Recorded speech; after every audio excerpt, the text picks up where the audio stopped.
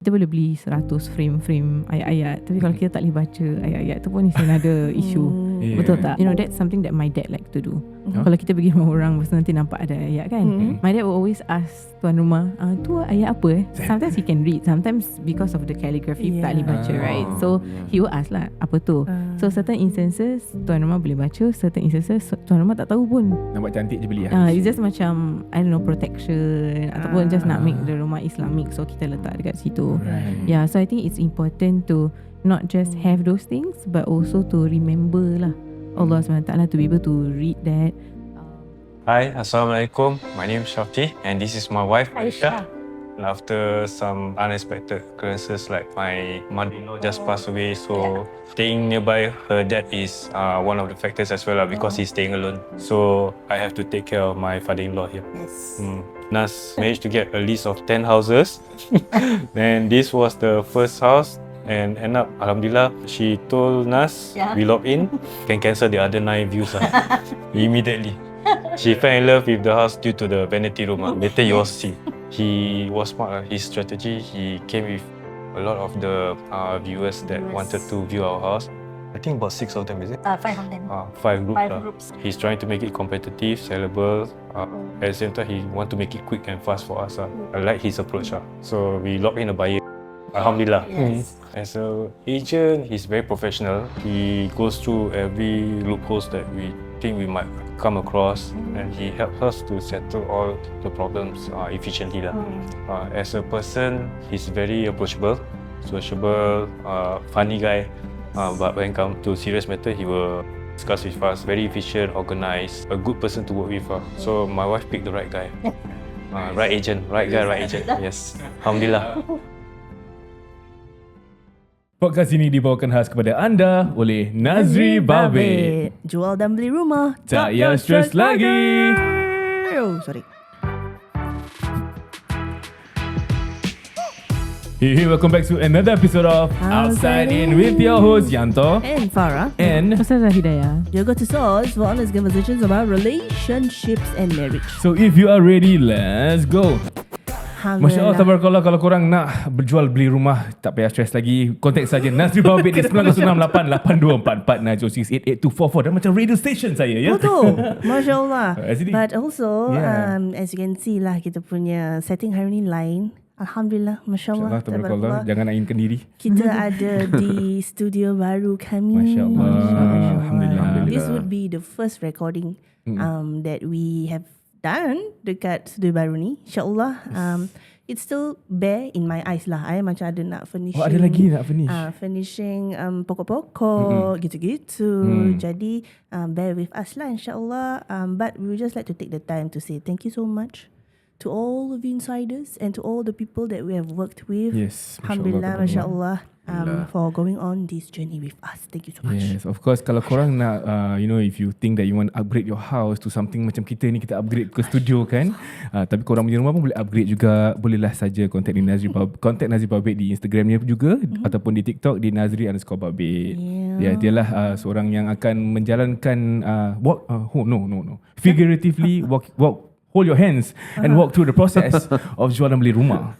Yeah, insyaAllah. Then we also heard that some of you have already contacted Nazri Babit. Alhamdulillah, terima kasih, Masya Allah, tabarakallah. Contact saja, jangan tak contact. Pasal kalau korang tak contact, jangan tak contact. yeah, he will make sure that your process is smooth, insyaAllah. Nazri, InsyaAllah. I think it's been a while since we had Nazri online. How have you been, Nazri? Baik, Alhamdulillah. Baru balik beraya daripada kampung ke Alur Gajah. So Alhamdulillah. InsyaAllah. Best lah. Mercun. Memang Nama dia nickname Nazri Mercun, nak kena tukar. Nazri Mercun. Alamak. Dah nak kena start jual mercun pula. Pasal that time dia hantarlah video dia main mercun time raya. Ya Allah, meriah lain macam, ya. Betul. Tapi Alhamdulillah, hari ni kita ada both Nazri Babit dan juga Ustazah Hidayah Azman. Alhamdulillah. For the first time. Yeah. We wanting to meet Nazri Babit in person. Sebab selalu dengar dia punya mention kan on the episodes. Alhamdulillah.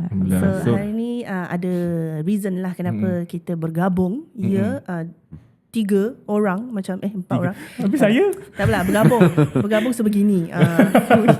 Because I feel like when we talk about marriage, kita selalu doakan macam, ya Allah, berilah kita sakinah mawaddah warahmah, right? And then in our journey tu, it's very long lah, but the first step to maybe one of the first few steps, big step that you take together is getting a home. Purchasing a home lah. Purchasing a It's home, one of the exactly. biggest, the highest valued asset you own in Singapore lah, basically. Yeah, so today we will talk about that journey in itself lah, macam in a religious punya perspective, kita macam our experiences, all of us, and also of course we have a professional over here. Yes. If you ever need any advice, kita pun ada soalan lah nanti untuk dia. InsyaAllah. Betul. Silakan.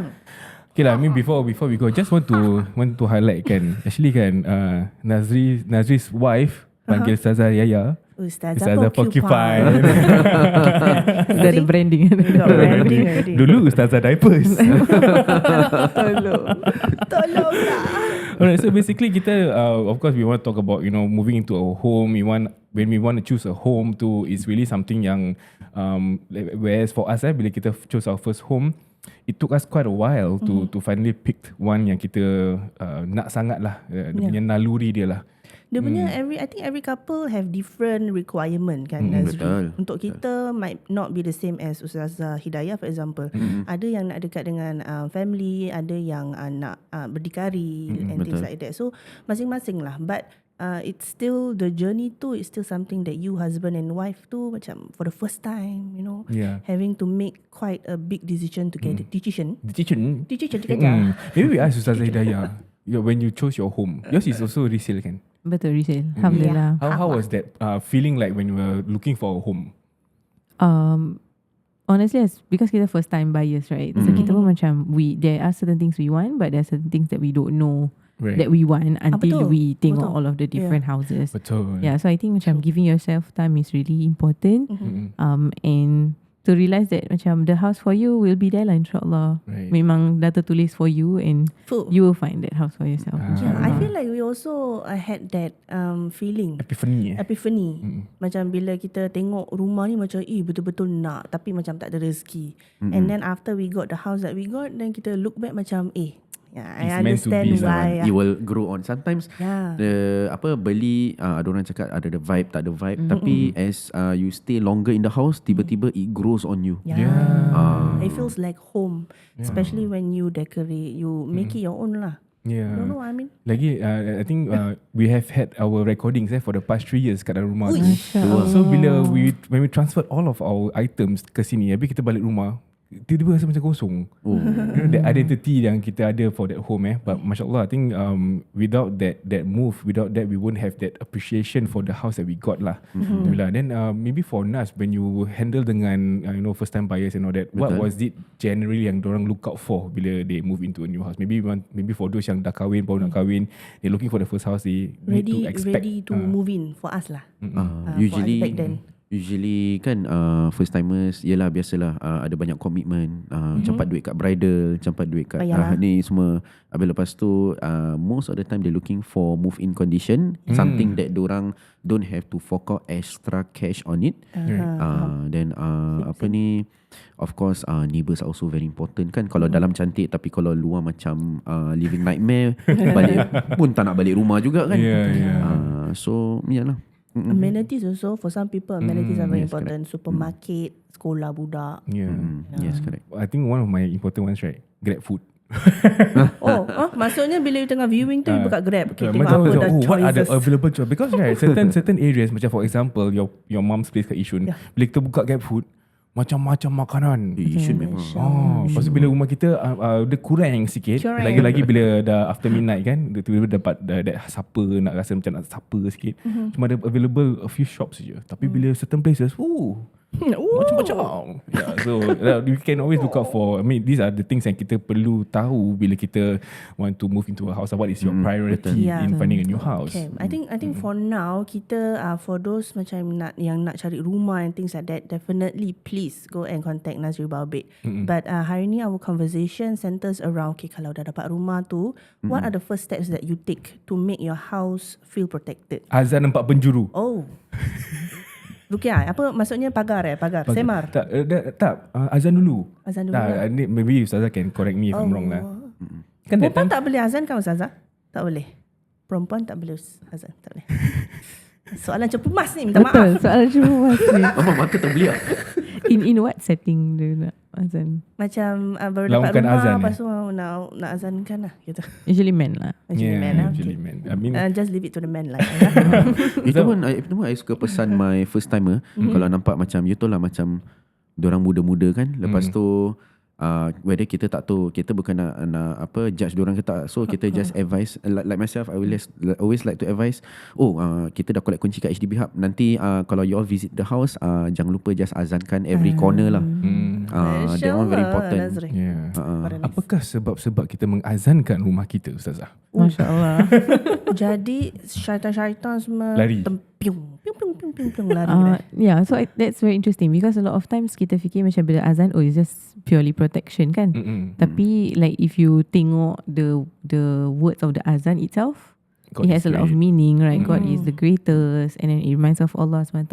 We puji Allah SWT. So I think it's also like a first step when you masuk your house, you masuk a space, you first recognize kebesaran Allah SWT. That you get the home, of course, with the help of Nazri Babit, with the help of people who are part of your journey, but at the same time, the one yang allow it to happen is Allah. And we start everything with the remembrance of Allah, in the same way how we end everything with the remembrance of Allah. Sure. I think that's a very important first step. Kita macam mak-mak selalu pesan atau ustaz selalu pesan macam kalau dah dapat rumah, that means you're happy, right? Tapi jangan happy sangat sampai lupa nak buat buat macam a bit of what do you call that? Tahlil, bukan. Doa selamat, kesyukuran, majlis kesyukuran, and then to azan and things like that. Those are very important first step because ni adalah your first step into so it's your place to house. stay, your safe home kan. Yeah. And I think usually bila kita nak masuk rumah tu, kita selalu excited nak decorate lah, Very nak paint this colour lah apa. And sometimes in the process kita lupa Allah. So macam start on a good note lah, hopefully. Lagi I think we remember for the first time bila kita buka pintu rumah kita tu, and we open tangan kanan, kaki kanan, Bismillah, ya Allah Akbar, Assalamualaikum. Betul tak Ustazah? Betul. Alhamdulillah, masya-Allah. Ada dia punya recommended steps ke yang Ustazah boleh share dengan kita? Mungkin kaki kiri masuk dulu ke apa, jangan kanan. gitu. Yeah, so like Farah mentioned, the reason we go with kanan and everything because it's following the sunnah of the Prophet SAW, and kanan is always associated with something that is good. So even kalau kita tengok like narrations about time dekat hari akhirat, those who dapat dia punya book of records from their right is orang syurga, siapa dapat from the left is orang-orang neraka, that kind. Yeah, so we follow the sunnah of the Prophet SAW. But of course tadi you mentioned to beri salam is really important as well. And for those yang tak tahu, salam pun is different like versions, right? So with a person we say Assalamualaikum. Tapi bila kita tapi bila kita masuk a house yang tak ada orang, then Assalamualaikum wa ala ibadillahi salihin, because we are giving salam to Rasulullah SAW lah. Because bila kita beri salam kan ada orang jawab kan. So kalau kita Assalamualaikum tu macam siapa nak jawab? Kucing ke? Kalau ada orang jawab, tak ada orang kat rumah tu seram. Kalau ada orang jawab, saya keluar balik. Saya call perukiah. Atau mungkin ada orang kat dalam kan, ada pencuri. Pencuri jawab balik. Itu masalah. Pencuri beri salam balik. Masalah. Pencuri dia pun Islam. Padahal macam kalau aku tak jawab, dosa. Yeah, so giving salam is really important lah. And I think when we, at the end of the day, the whole idea is to remember Allah SWT every step of the way. And I think sometimes kita forget yang our home is a very sacred space. Tempat yang sepatutnya paling selamat, paling tenang, paling happy. And sometimes we forget to macam nurture and take care of it. Kita just treat it sometimes macam hotel. Macam dah balik kerja penat, balik tidur, bangun and keluar, right? Tapi sebenarnya itu tempat kita beribadah with our family. And every little thing, even sebelum masuk rumah nak beri salam pun, it actually contributes to it lah. Every step is an ibadah. Every step is an ibadah. Betul lah. Right, I think talking about that pun, bila kita dah own a home ni, I think one of the biggest things that we want to always remember is how do we keep our home safe and macam like in a way to protect our home lah. Yeah. Because of course daripada gangguan-gangguan yang luar biasa ataupun for in lack of better words just to like Ustazah mention lah, to make sure that we maintain the ibadah in the home lah kan. I think actually I want to ask a question, but it's quite a scary question lah. Oi, scary. Not scary in terms of macam hantu ke apa, but macam kalau kita tak buat ni, what are the repercussions? So kita tahu as a Muslims we have to pray 5 times a day and things like that. Yes. Tapi kalau sebuah rumah tu tak pernah ada orang solat kat dalam, tapi ada orang yang tinggal macam husband, wife, anak-anak, tapi kita tak solat kat dalam rumah tu, what are the repercussions atau what will happen? Apa Jin tak masuk, rahmat jin yang tak kita masuk pula. maksudnya Betul. macam kita Rugi lah. rugi, that's the word, rugi.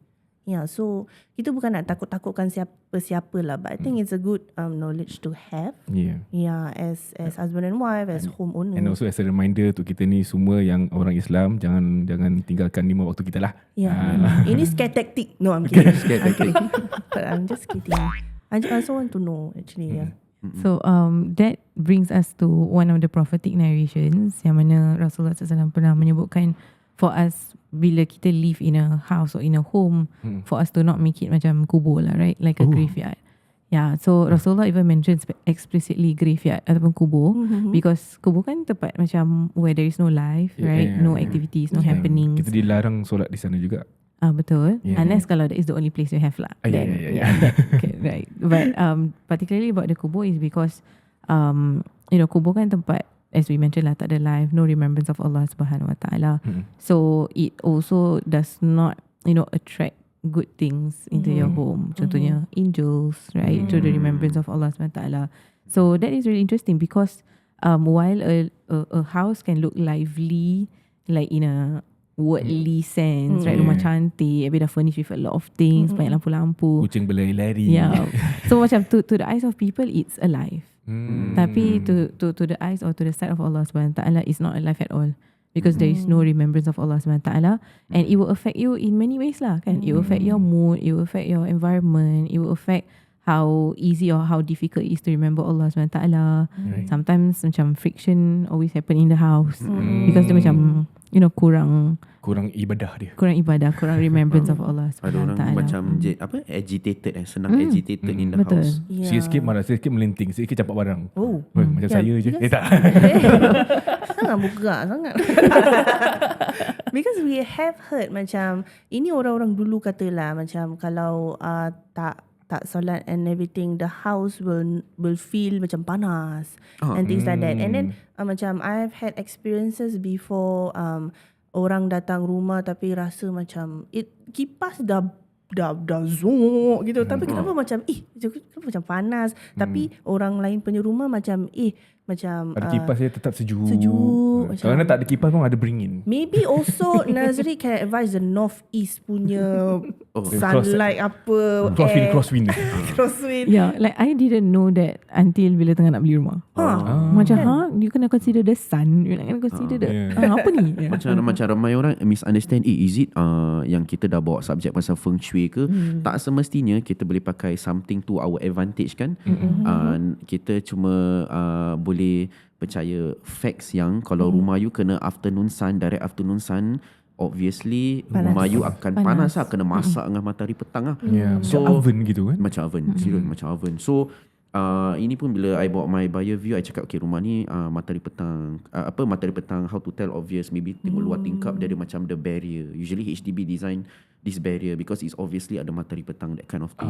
Are you okay with afternoon sun? So some of my clients say cincai lah, kita tak kisah kan. Some people say tak nak nanti rasa panas, all these thing. Okay, then nak kena highlight to them lah. So east west, north south facing is of course the best, tapi kadang-kadang ada orang tak suka north south facing because nanti tak ada matahari masuk rumah, nampak malam, nampak gelap.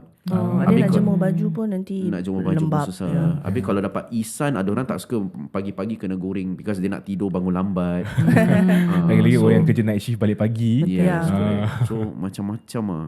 Yeah. Talking about, I got something to share. You know, because during the evening sun, Rumah kita pun sama. kita kena masuk sunlight. So I gantung satu jubah ni. And this jubah is hidden behind a curtain. So I dah lama tak nampak jubah tu. I pun cari-cari mana jubah. Nampak saya tak buka curtain lah kan. So jubah tu dia dah hang kat situ for maybe a few months. Wah. So bila betul. lama. Pasal out of sight, out of mind kan. Betul. Bila I keluarkan jubah tu, I nak cuci lah. Belakang jubah I dah shape of the grill. Yeah, shape of the grill. Dia plain grey tapi dah tukar colour, dah tukar warna. Ada grill kat belakang. Dah macam prison gitu. Sunlight ni macam dah wash out the colour. So macam, but the parts where there are the grills kan, colour original dia masih ada. Jadi nampak macam Dia petak-petak kat belakang. Dah tak boleh pakai lagi dah. What happened to your jubah? Yeah. But yeah, that one That's a funny is... story lah. Yeah, that one is a funny story. But macam Nazri kata the facts are there for you, so you can consider macam masuk matahari ke tak masuk matahari, whichever that you prefer. But I think in terms of whatever that Ustazah Hidayah have shared just now kan, is it true macam kalau tak ada any sign of macam amalan atau ibadah dekat dalam rumah tu akan physically akan menjadi panas? Macam is there any Itu actually guilty conscious kita berdosa. Physically panas tu tak berapa sure, because sometimes kita like to associate certain things which are not true. Then kita ambil macam ni semua petanda, these are connect the dots signs. lah. We connect the dots. Macam barang jatuh ni mesti Jin some dan syaitan signs. ganggu. So I think for us, when we see those things happening, everything is qadarullah, right? Everything is by the plans and the will of Allah SWT. We take what happens as it is, but we don't associate the things beyond kita punya knowledge lah. Faham. Yeah, so kalau panas mungkin kita beli unit yang north facing tu semua. Yeah, mungkin. Atau tukar fan blade yang panjang sikit ke. Yeah, mungkin. Yeah, because like personally, it's in recently Raya, right? So kita ada do house visiting. Then ada je some people punya rumah yang I went, memang Alhamdulillah dorang ahli ibadah, but because of the positioning of the house, Faham. petang tu duduk situ macam rasa kena grill. So it was very hot, Tinggal right? tukar pattern dia nanti. Ada grill kan? Grill kat muka. Yeah, so I think we do not have the knowledge to associate certain things as maybe because kurang ibadah ke ataupun ada syaitan dan sebagainya. But at the end of the day, again, it's that sense of awareness towards Allah SWT. Because I feel sometimes when we talk about like house protection ni semua, it can get very transactional. I rasa. Transactional. Yeah, transactional lah. Macam okay, kalau saya baca contoh ayat kursi kat rumah, Syaitan takkan masuk. Ya, syaitan takkan masuk. Kalau saya tak baca ayat kursi, alamak, Syaitan akan syaitan masuk. dah masuk dah semalam. You know that kind of thing. Yeah, so Dia dah tidur sebelah dah. Jangan dijauhkan. Astaghfirullah. yeah, so dia bukan, protection ni bukan sekadar like a formula that you apply at your home to ensure certain things, but really the whole point is to build your relationship with Allah. Because how can you build a relationship with people, especially your family, if your relationship with Allah tak jaga? Because the one who controls the heart of your family members, people in your home is sebenarnya Allah SWT. Yeah, so I think let us approach it from the point of building that relationship. Right. Yeah, instead of macam trying to find signs dan sebagainya. Okay, and then this one personally, I want to know macam things that I say kita tak buat, kita rugi tu. That word rugi tu kan, apa macam can you maybe share with us some things, macam kalau kita tak buat ni rugi sebab malaikat tak akan datang rumah kita and things like Ada that. such things like that. There's such thing. Because I remember my mother, dia ada share something. I think you were there also. Dia berbual pasal baca Quran. Minta maaf, mama saya lupa. Ya, dia baca Quran. Then she shared something about kalau insyaAllah amalkan, nanti dari atas nampak Lampu ya, rumah you akan macam bersinar gitulah. Like from above. Gitu. So I'm not sure. Is there any what can you say about that? Of course, the remembrance of Allah is light in itself lah. Light, Again, kita tak nampak that light, but Allah SWT and the angels would see that, especially malam-malam, rumah-rumah ni yang sebenarnya bangun, remember Allah SWT. Walaupun mungkin dia bangun, dia tak on lampu, tapi that remembrance of Allah SWT is of course light. Nur. Yeah, nur to the side of Allah and the side of the angels as well lah. But as you mentioned, rightfully betul lah, part of the things that we have or need to do at home is remembering Allah kan. Reciting Quran remembers Allah. Solat pun it also remembers Allah SWT. Some examples will include, contohnya kenapa it is encouraged for us to baca Al-Quran before kita tidur contohnya. Because like one of the things that Rasulullah SAW mentioned, kalau kita sebelum kita tidur dan kita baca something from the Quran, Allah SWT akan hantar angels untuk jaga kita bila kita tidur. Jadi bila kita bangun tu, kita bangun in a safe manner lah. Kan berapa kali kita bangun, kita nampak rumah kita masih okay, right? Family kita masih okay, harta-harta kita kat rumah masih okay. And because sometimes it's due to kita punya practice to remember Allah SWT before our bed. But of course ada banyak sangat practices in the home. But again, it always goes back to that one point lah. How much have I invested my time to remember Allah Subhanahu Wa Taala dalam kita punya house? Cakap pasal yang light tu pun kadang-kadang ada orang skeptik lah kan, juga cakap macam saya masuk rumah ni rasa macam malap. They like to use this word, macam malap, macam I tak rasa comfortable lah. Macam tadi you also said, macam physically kita sebagai human beings, kita don't have that interdimension to be tahulah whether rumah ni, tapi kita tahu macam pakcik ni macam pakai songkok macam apa, macam mana kita nak judge dia ni kan. Betul tak? Tapi lepas tu asal rumah ni gelap je, tapi dia ni macam ada ayat sini ayat sana, so macam yalah, so jangan salah sangka so very hard to salah sangka lah. So that's what I see mostly in this property journey. Kita can only advise dorang that kita tak boleh cakap whether you're right or wrong lah. Tak boleh bilang the client you're right or wrong. Kita can only say kita don't know what goes behind the doors lah. Mana tahu sekali kalau dia sebelum tidur pun, like what Ustazah cakap, dia baca Quran ke, dia tahajud ke, kita tak tahulah this kind of thing kan. So macam maybe that one night I remember that morning I bangun, I terjatuh katil. Mungkin malam tu I tak cukup ibadah. So Allah macam mungkin, nak tidur kan, mungkin you tidur betul-betul kat ujung katil, apa masalah jatuh kan. Mungkin isterinya tertolak. Tak tahu. Mungkin isteri nak suruh dia bangun. Hi, Assalamualaikum. My name is Shafi and this is my wife Aisha. After some unexpected occurrences, like my mother-in-law just passed away, so staying nearby her dad is one of the factors as well, because he's staying alone. So I have to take care of my father-in-law here. Yes. Nas managed to get a list of 10 houses. Then this was the first house, and end up, Alhamdulillah, she told Nas, we log in, can cancel the other 9 views immediately. She fell in love with the house due to the vanity room. Later you will see. He was smart. His strategy, he came with a lot of the viewers that wanted to view our house. I think about 6 of them, is it? 5 of them. 5 groups. 5 groups. He's trying to make it competitive, sellable. At the same time, he want to make it quick and fast for us. I like his approach. So we lock in a buyer. Alhamdulillah. Yes. As an agent, he's very professional. He goes through every loopholes that we think we might come across, and he helps us to settle all the problems efficiently.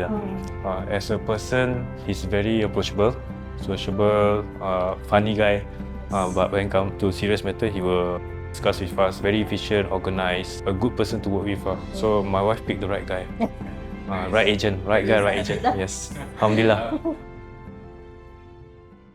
Yeah, just now Nazreen was talking about macam ayat-ayat and things like that. Those are also some things that we as Muslims lah, macam cakap kita punya usaha, I guess also untuk furnish our homes with ayat-ayat suci, things like that. It's a form of for us to also, whenever we see, I think your mom also shared. Oh yeah, this is what my mom shared. That's what I remember, Emma. I remember. Yeah, this is what my mom shared. So when we first got the house kan, kita nak beli ayat-ayat ni, macam those macam ada Allah, ada Nabi, ada yang Hasbunallah wa ni'mal wakil. Hasbunallah wa ni'mal wakil. So we were discussing as husband and wife mana nak letak. So then my mom tanyalah, okay, ni ayat ni nak letak mana? Then how our house is, macam there's a wall, lepas tu dekat depan sofa, lepas tu dekat depan is TV lah. So we are watching the TV. I thought that the ayat will be nice kat belakang. So I told my mom nak letak kat belakang sofa tu lah. Then she advised me something. So she said kalau boleh macam ayat-ayat ni put somewhere yang you akan Nampak. jalan, you akan nampak. So dengan tak sengaja also kadang-kadang you akan terlafaz. Don't put somewhere yang you tak nampak. So macam essentially bila you tengok TV, you are focusing on the TV. You tak tengok belakang gini. Mana ada. Dia tak tengok Netflix, lepas tu dia sebut lain So that was my mom's advice lah. Then I also macam, oh okay.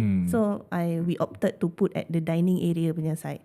So there are a few instances that macam Ustazah or even some of our guests macam diorang tengah buat episod ke. Even I remember Acid.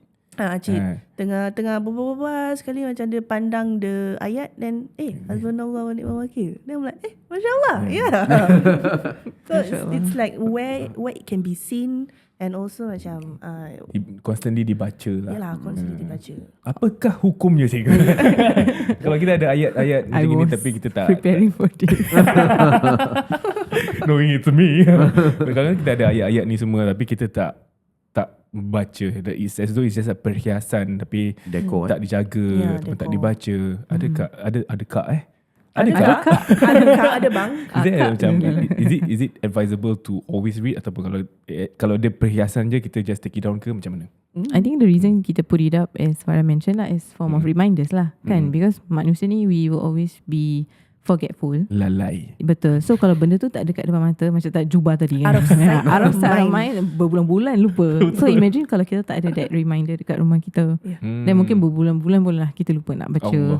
certain ayat ke apa. But I think the greater point is kita boleh beli 100 frame ayat-ayat, tapi kalau kita tak boleh baca ayat-ayat tu pun mesti ada isu.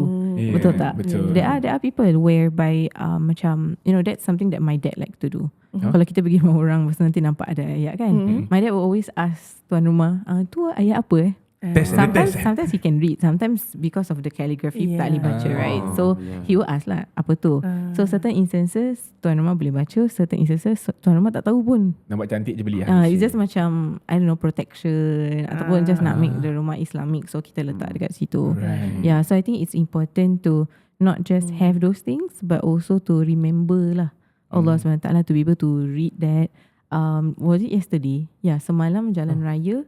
Then I went to this one house kan. There is this very big frame on the wall. Okay. Habis dia macam tulisan dia macam very tiny. Okay. So lepas jauh makan mi macam apa tu? Makan Yeah.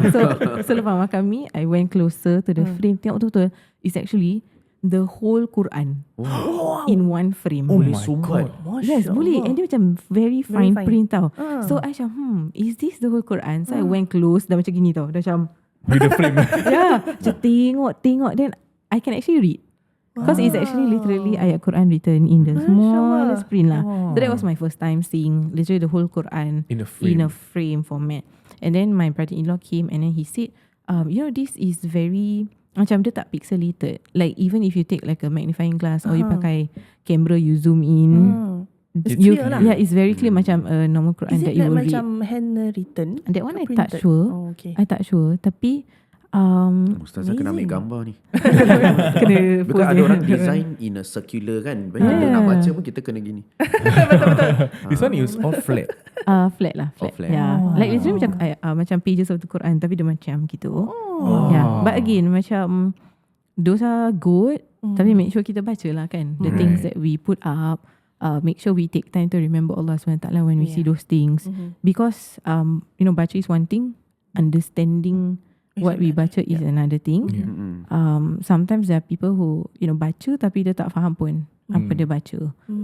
Which reminds me of, have you pernah tengok cerita seram lah, cerita Karak Highway. Karak Highway. Pernah tengok? Cerita lama. Ada this horror. Okay, pernah dengar. Dia yang kereta kuning tu Tak ingat cerita dia kan. Tak ingat lah, but I Yeah. think I watched it long time ago. Yeah, it's maybe. a very long time ago. Time I was in like secondary school. Tak tahu macam mana my makcik got me to watch. But so basically the point of the story is cerita dia, nama dia Karak Highway because there was a massive jam, and then there's this group of tak tahulah uni students ke apa. They want to skip the jam. So they went to the road less travelled. Then so dalam many things hutan. happen. So many things happen. So one of the part of the plot is one of the characters sebenarnya dia hafal Quran. Okay. So And happen to be at one scene dia tengah kononnya macam fight the hantu entity lah, the entity lah, the hantu, right? So bila dia tengah like fight the hantu, then what she did was dia baca Ayatul Kursi. Okay. Okay, so dia baca Ayatul Kursi, and then suddenly the entity laugh. No way. The entity Itulah laugh yang at saya her. takut. Then macam laugh. Lepas tu then perempuan tu macam why is it not working? Then of course lah there are many reasons lah. Maybe she was reciting out of fear ke apa ke. But what we got from that scene was that sebab dia baca but it's just recitation tapi dia tak faham apa dia sebut. Dia tak macam intentionally sit with the meaning of Ayatul Kursi. And she was rushing also. So after that, what she did was she recited again Ayatul Kursi, tapi dia also recite the translation so that she understands what she's reciting. Then only then it changes the situation lah. So that was the point in my life yang first time I rasa it's so important to recite Ayatul Kursi with understanding. And Not same just thing baca. for us lah bila in our homes, right? Kita baca Ayatul Kursi sebab nak protection. Kita baca Ayatul Kursi lepas solat so that Allah will protect us from one period time to another. Kita gantung Ayatul Kursi besar-besar kat rumah tu, kita rasa untuk protection. But it's not really a protection until we build understand. we build that relationship with Allah, because at the end of the day, it's all about the remembrance of Allah SWT. Masya Allah, tabarakallah. I think it's a reminder for all of us also. Kita nak kena macam, kalau you tengok kanan sekarang, tengok kiri sekarang, ada ayat tak? You boleh baca first of all, and another thing, can you understand? If the question is no, it applies to us also, then it is on us to understand lah, like to learn. Salah ke tidak kalau saya baca Al-Kursi dia tak work, saya campak kerusi kat benda tu. Boleh cuba. Talking about ayat-ayat itu dalam kita punya agama lah kan. Kita we're going to touch a bit on this, tapi it is not to disrespect any other religion or any other culture. Tapi bila you go viewings Nazri, you ambil clients pergi viewing and things like that. So macam rumah orang culture lain, katakan kan kita viewing tu kita tengok, for example for us also, kita ada experience kita pergi rumah lain bangsa, lepas tu adalah dia punya altar, berhala kan. In your experiences bila you pergi viewing rumah-rumah gitu, it's their protection kan, tapi untuk orang kita it's not the same meaning lah. So your clients tu in those kind of situations, diorang punya selalu reaction diorang macam mana? So far Alhamdulillah, why I say Alhamdulillah, because I myself tak boleh nampak satu benda pun. Yes, okay. So tapi my clients selalu yang dia ada sensor ke ataupun dia ada antena, nanti dia akan bilang kita lah yang rumah ni dia punya benda ke ataupun dia punya entity tengah kat sudut kat situ. I also got one client before, dia bilang ni entity dia punya mood dia okay, mood dia tak okay. Ada mood. Then I pun macam okay, so kita nak tengok dia punya master bedroom ke tak ni. Dia macam do we proceed or no? Do we proceed ke tak? Ada kat situ macam masuk je jom. So Alhamdulillah not everyone have this kind of sensor lah. Tapi I can tell you for a fact, yalah macam tadi I copy paste you disclaimer not to offend ke apa bangsa lain, religion lain.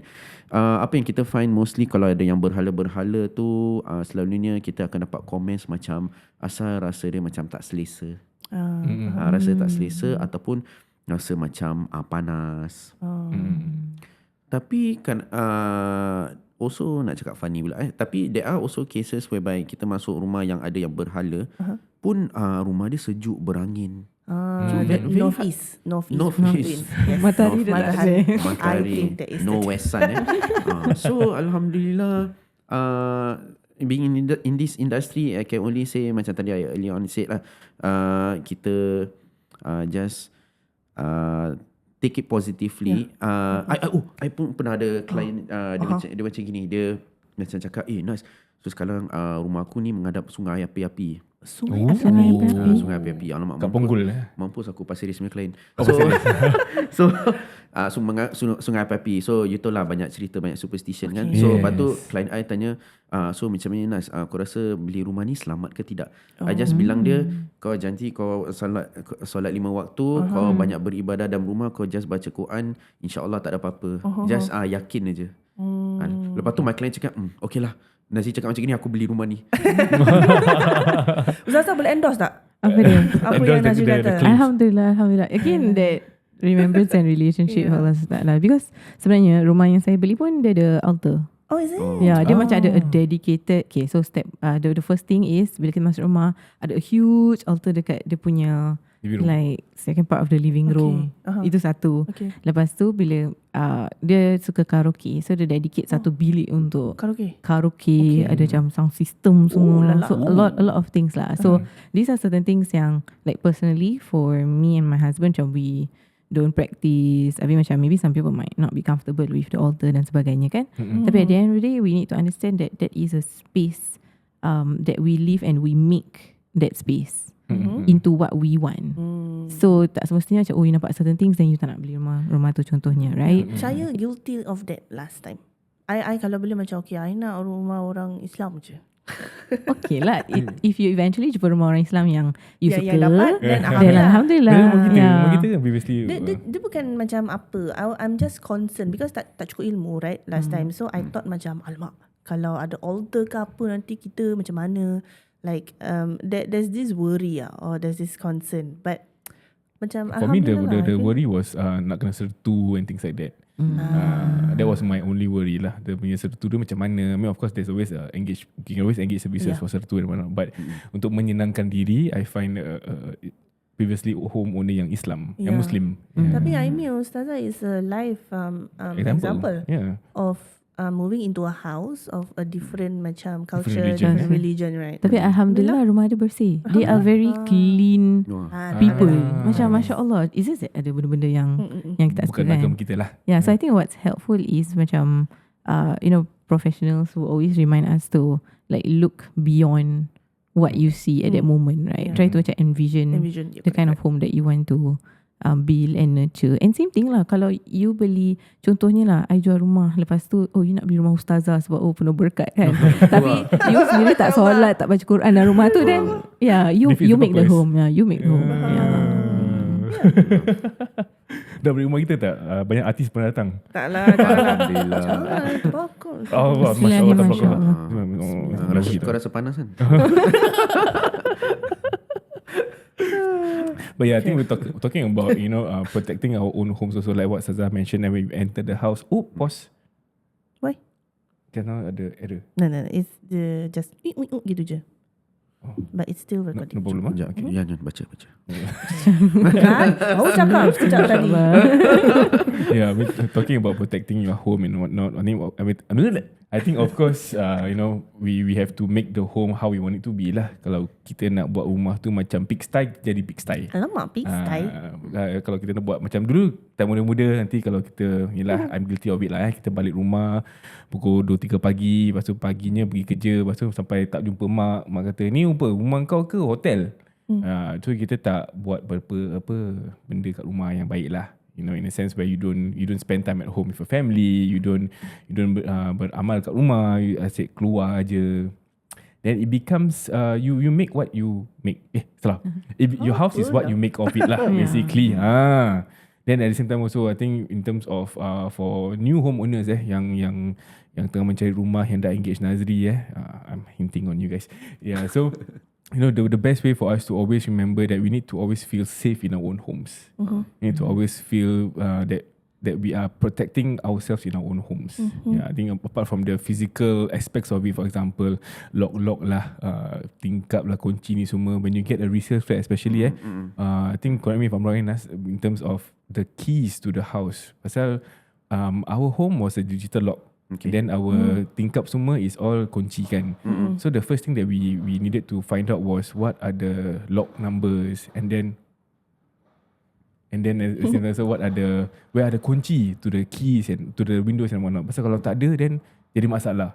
Tak boleh unlock kunci, tak boleh unlock tingkap, tak boleh tukar tukar lock pintu. So all these are all very important to the first things you need to do.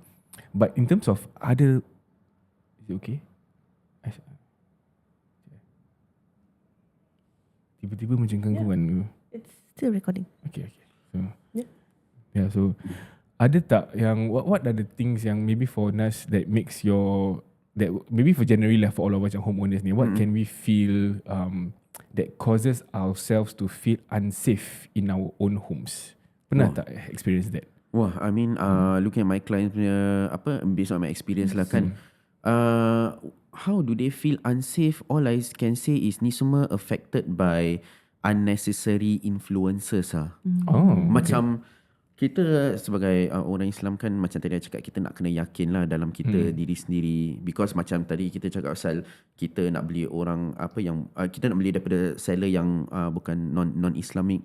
Then takkan kita forever will just look for Muslim houses saja. So I believe in apa yang kita akan bring to the house. Okay. So unnecessary influences like macam kita sebagai orang Islam, kita percaya benda-benda like feng shui. I pernah ada some of my clients then I macam alamak, aku tak tahu macam mana nak cakap, nak betulkan dia ke, nak bilang dia kita tak mau sebut pasal feng shui ni semualah pasal nanti takut selalu jalan accidentally jadi syirik kecil kan. So why not we focus on whether rumah ni you suka ke tak suka.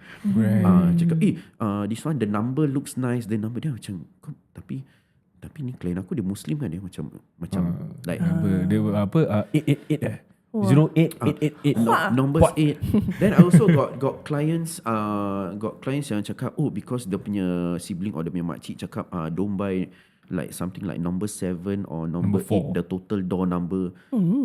Habis dia macam tapi kan kita Muslims kan, dia macam dia kat situ macam don't worry lah, nothing will happen to you insyaAllah. Ni semua. Tapi tetap juga diorang macam yakin tau dalam kepercayaan itu. So dah jadi macam alamak superstition. Aku kalau betul kau kat sini habis juga, nanti aku yang kena spelling kan.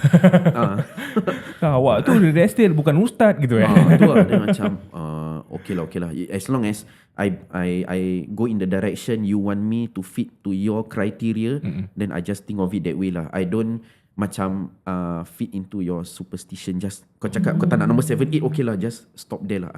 Don't know the reason. Don't tell me about superstition ni semua. Masya Allah. I'm a big fan of people yang especially Muslims in different fields of like expertise and professionalism. Because I think one of the reasons why we need Muslim experts in many fields is to have someone that we can relate to. In moments when perhaps someone yang don't share the same faith like us might not understand. Right. Yeah, so macam sometimes things like this lah, macam kita punya blind spots, maybe kita dah listen to like some other people punya comments, then we start to look up for these things. But having, for example, Nazri Babit, right, as somebody who can actually of course, we're not saying that suddenly Nazri kan jadi ustaz ke apa. InsyaAllah Nazri Tapi like you know, having somebody who has the same faith, it can help to like ground us as well, give us some form of assurance, because we know that okay, you know, my agent, my person right now is a Muslim. He knows the things that I observe. He knows what is important in Islam. So macam bila I overboard pun macam there are practical nasihat to the house. Bila I forget certain things, he can actually remind me as well. Yeah, which again, there are a lot of things about the area in this housing punya line yang kita tak tahu. Kita rasa kita cukup tahu, tapi sebenarnya lagi banyak benda yang kita tak tahu. So having a professional really helps, and it's better when we have somebody who understands our faith as well lah. Right. Nazri Babit, guys. Masya Allah. I think with that being said, maybe Ustazah, what can we do? Let's say if we do meet clients yang for example yang macam believe in all these superstitions and whatnot, and how can we like gently tell them that let's not do this? I mean, for Nas, what he does is he stops there and don't ask for the reason.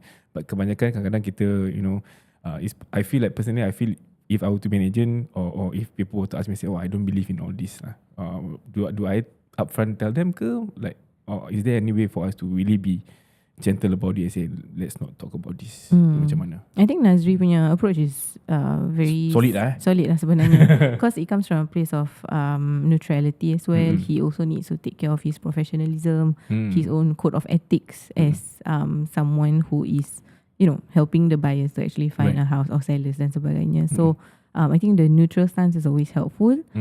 But we do what we can within our capacity lah, because we can tell people this and that, tapi kalau orang tu tak nak ikut, then it's totally up to the individual, right? Yeah. So I think your approach is nice. Alhamdulillah. Alhamdulillah. Because I remember when we bought our house, kan kita rumah 13, and I had someone, I wouldn't say what faith lah, because anyway, so I told him, my house is 13th floor. Huh? 13? You sway lah you. By 13 you sway lah. Itu tak ada Biggest rezeki. The biggest hint. Tapi dia kata nanti tak ada rezeki masuk. Alamak. So Kadang-kadang down lah dengar komen macam ini. Macam tak perlu sih. But Alhamdulillah, pembawa rezeki. Tu lah. Alhamdulillah. And at the same time also, when I got it, because personally I have a favorite number. Like I vibe with the number 13, you know. Okay, Kan now we jersey, know. my jersey number semua number 13 dari dulu. So when I got the 13 floor house tu, macam like, this is my favorite number. There's no macam superstition ke apa, tidak. I just like the number 13 because I was footballer lah. So bila dapat rumah number 13, I'm like, this is in a way I thought of it like a sign, like okay, number 13 best. Then number pun cantik. Yeah, I also didn't tak have any ada qualms kena about- mengena dengan superstition ke apa. It's just that it feels good that I have a favorite number in my unit. Yeah. Other than that, I tak terfikir pun like unlucky 13 ke, Friday the 13 ke, tak ada, tak pernah. Yeah, I also didn't have any such thoughts. Kita masuk, kita tengok rumah dia baik. Dia macam masuk rasa dia different kan. Macam selalu real estate agent akan cakap once you know you know one. Sebab kita macam first time buyers atau maybe apa, we don't know right, macam what to look for. They will always say it's okay. Once you know. Macam apa? Bilang lah. Tapi we really felt that. Kita macam Because okay. when we bought, we went for a few viewings but then belum kenal Nazri lagi kan. So the first house that we viewed, me being me, I nampak rumah tu cantik. Jom lah beli rumah ni instant. Wah. I think she said relax lu. Then look at other options first, because that house was the 3rd floor. I remember corner unit, 5-room flat and a huge living room area. Tapi dia punya toilet dia, masih punya toilet dia is intimate style. Dia Macam hotel. Tak ada pintu pun. tak ada pintu dan glass. So Glass. kita boleh Macam hotel. gitu, you know. Lepas tu macam mana ni Yeah. Fikir 2 kali ya. Yeah. Tapi everything else was nice. Minimal lah renovation. Nak renovate pun mungkin tambah balik pintu lah kat toilet tu. So like at that point in time, I'm like, I'm just going to buy it because it feels good.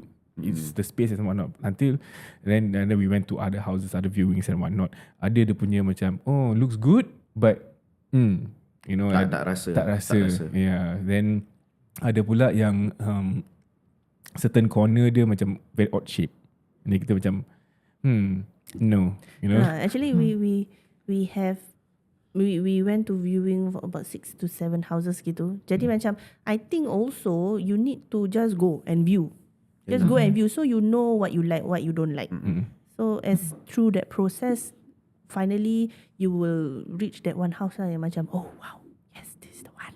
Yeah. Cuma I think kita human, the process of finding the house for some people cepat, for some people lama, and then for me personally pun, like we went to a lot of houses. How many? Lot, ya Allah. Ya tak dikira, like was it 10 ke apa ke lebih. Tapi why I mention human is because sometimes kita worry kita menyusahkan orang. Macam alah kesiannya kita agent dah buat kiriman ni, so tak suka pula agent kita excited for this house for us tapi kita tak nak pula. Then kita sometimes rasa pressured macam should we just say yes because kita tak nak trouble some people. Should we just macam just okay lah, house ni okay lah, then just sign, So I think we also need somebody either process with us yang can offer that safety, that sense of Assurance macam tak also. apa, assurance that tengoklah berapa banyak rumah you nak, macam if you want to go here we go here, you want to go there we go there, macam you feel assured in the process because you pun tak nak macam rush to decide because you are worried about the people that you are so called troubling. Tapi we need somebody that we can trust, that can assure us, mashallah, and of course, Mashallah. Nazri, Mashallah. mashallah. Nazri, do you feel trouble, Nazri, when Yes. people say I want to go to 20 houses? 20 houses. First, usually I akan assess the situation. Okay, kalau you cakap 20 houses, I akan tanya dia balik because I need to know whether this person know what he or she is talking. Ini paling important. Because I need to know, do you know what you are finding? So dia mesti dia ada kriteria dia. Mesti. dia mungkin akan cakap, okay, I want level 7 and above, but I won't expose you to level 5 or level 4 apa. So that 20 houses, make sure kita arrange is level 7 and above, ikut kriteria dia. We also don't want a situation whereby kita view 40 rumah and then the house yang ditakdirkan you view lambat sangat pasal you pergi view rumah yang lain. Why not I arrange according to your criteria, about ke depan, then you got higher chances lah daripada buyer lain grab kan. So usually I work closely with the criteria so as you also tak pancitkan diri.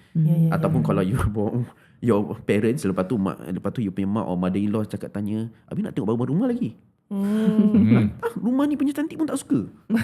Ini komen dah start masuk. Habis like what Ustazah cakap, dia lepas tu, alamak, aku nak kena sign sekarang ke? Alamak, aku punya lelaki pun dah tengok semacam. Dia pun dah komen sikit-sikit lapar. Budak-budak dah rimas, dah cranky. Mama, how many more houses? Then mama pun dah macam, alamak, but I still don't like the house.